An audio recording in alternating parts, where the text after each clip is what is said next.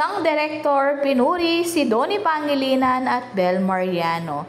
Sabi pa nga niya sa kanyang post, Maricel Laksa must be very proud of his son, Donnie Pangilinan, na hindi lang basta nagmana sa husay niyang aktres, kundi ubod pa ng husay umarting bata. The best actor of this generation. Sa teleserye ng Can't Buy Me Love, nagko-compliment ang husay niyang umarte ng leading lady niyang si Bel Mariano. Kapuri-puri talaga ng kanilang pinakitang husay, talagang tinangkilik ng lahat. Mala director, writers, talagang kahit hindi man sila kilala, talagang namangha sa dalawa. Lagi pa nga silang trending sa mga social media account. At pati sa isang sikat na vlogger, talagang tinututukan nila ang Can't Buy Me Love. Makikita mo lagi sa kanilang video na laging nanonood at laging hinihintay kada episode ng dalawa. Tapos,